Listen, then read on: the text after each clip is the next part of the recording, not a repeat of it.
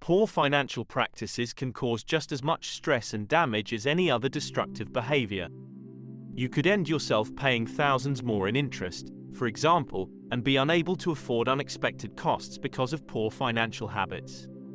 Even worse, poor financial habits can make it difficult, if not impossible, to achieve long-term goals like home ownership or early retirement. But don't freak out, it is possible to change destructive patterns of behavior. Recognizing which of your routines may be counterproductive is the initial step in that direction. The next step is to make a concerted effort to replace the undesirable behavior with a more desirable alternative. After that, you'll be set up for a prosperous future in terms of money. Thank you to my esteemed subscribers and viewers for always being there. If you have not yet subscribed, do so now, and hit the like button for more valuable content. Here are 5 terrible ways of money and the steps you may take to change you. 1. Irrational spending habits. According to a 2019 study by Ladder, the average American spends about $18,000 a year on frivolous purchases. That's equivalent to around $50 every day. This sum is sufficient for a night out with the family or a group of friends, including drinks, appetizers, and dessert. When money is spent on things that aren't absolutely necessary, it leaves less money for things that are absolutely necessary, like paying the mortgage or rent, cutting down on credit card debt, paying off school loans, and saving for retirement. You can still make financial progress by limiting your discretionary spending. It's a staple of any balanced budget and joyful way of life. The first step is to have a look at it and make reductions where possible. You can cut back on wasteful expenditure by doing the following. Use cash for your purchases.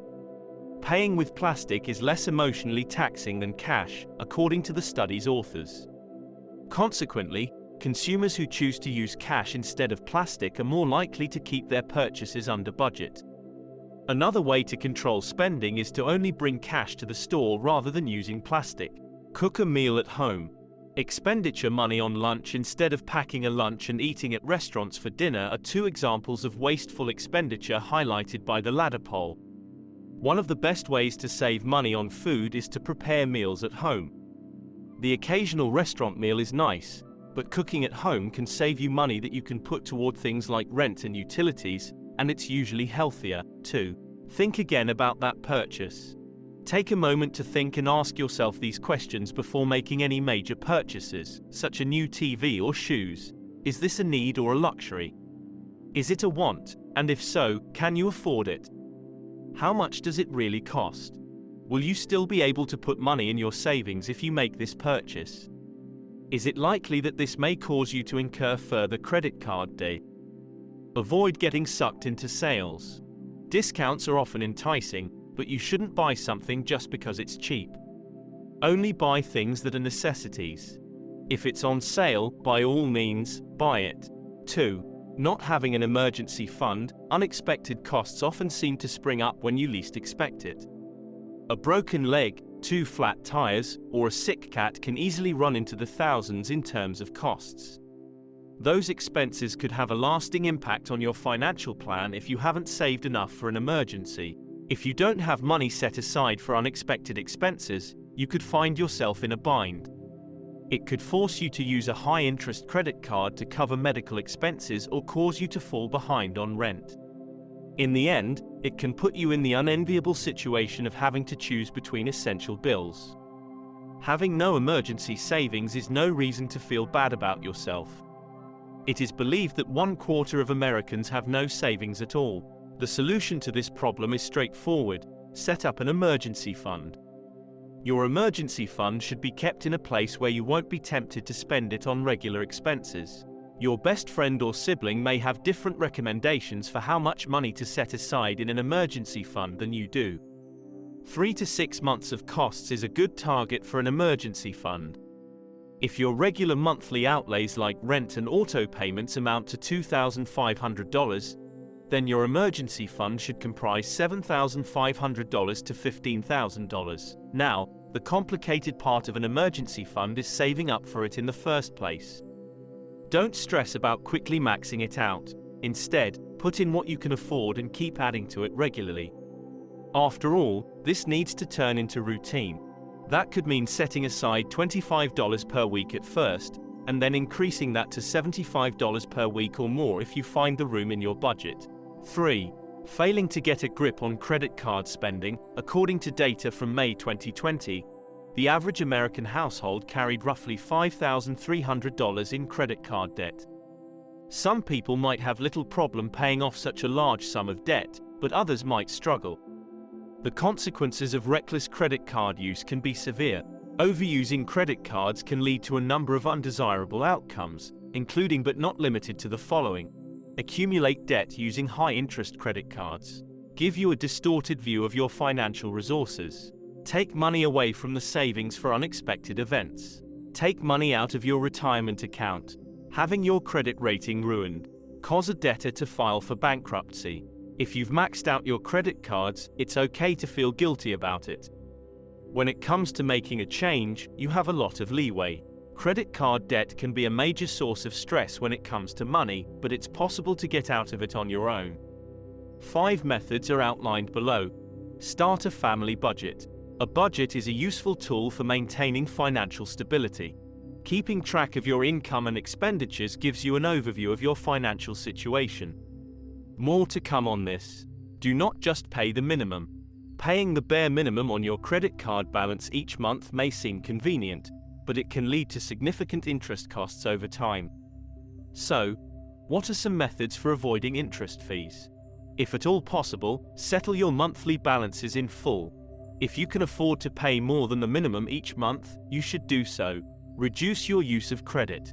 Consider setting a hard monthly credit card spending limit to help you rein in your spending. Get out your bank and credit card information. Leaving your credit cards at home or locking them away in a safe place is a definite strategy to prevent yourself from using them. As a next step, you can freeze a credit card to prevent additional charges from being made to it.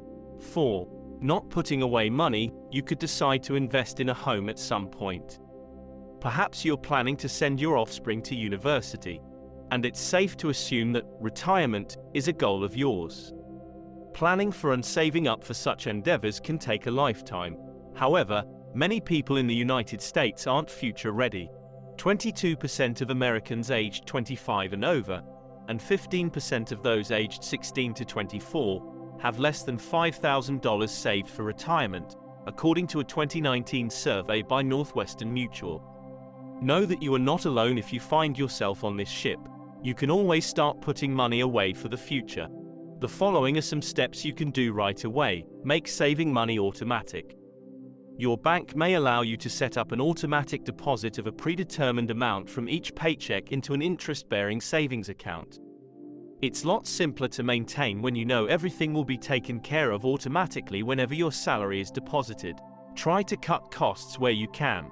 Finding ways to save money allows you to put more money away in savings. Canceling unwanted subscriptions, comparing insurance rates, refinancing high-interest loans, and consolidating debt are all good examples. Start a side business. Find a side job to boost your regular income and free up additional cash for savings. Feeling lost for action? Think about how you could turn your passion for cooking, photography, art, or graphic design into a side hustle. 5. Failing to make or follow a budget. If you don't make a budget, or if you don't follow your existing budget, you'll lose an important tool for managing your money and meeting your immediate and future financial obligations. A budget is like a roadmap for your money. It helps you go where you want to go. This is a habit that can be easily broken. Make a plan and stick to it by making a budget. However, there are a variety of budgeting approaches, such as zero-based budgeting, to choose from. You're more likely to succeed with a budget if you find a system that you enjoy using. The following are the 3 essential elements of any effective budgeting process. Establish both short-term and long-term monetary targets. Determining your financial goals is a crucial step in creating a budget. Are you anxious to begin paying off your debt? Do you want to buy a house? Do you intend to save for your golden years? When deciding how much money to set aside, remember these objectives. Check your spending regularly. This is essential for setting and maintaining realistic financial goals. Identifying a system to monitor your spending is the first step. This might be a budgeting app or a spreadsheet. It is important to keep track of your income and expenditures in one location so that you may more easily monitor your progress toward your objectives. Also, set aside time regularly, once a week, at the very least, to review your financial plan. Regardless of the strategy you choose, the simple act of admitting that you have any negative money habits at all is a step in the right direction. There is no cookie-cutter approach to financial planning, so finding ways to better your circumstances will involve some ingenuity and analysis. One of the first steps you can take is to start tracking your expenditures and checking your credit report often. Don't forget to subscribe, like, comment and share for more content. You should be better prepared to make sound decisions about your own money now that you have read the preceding material. This bodes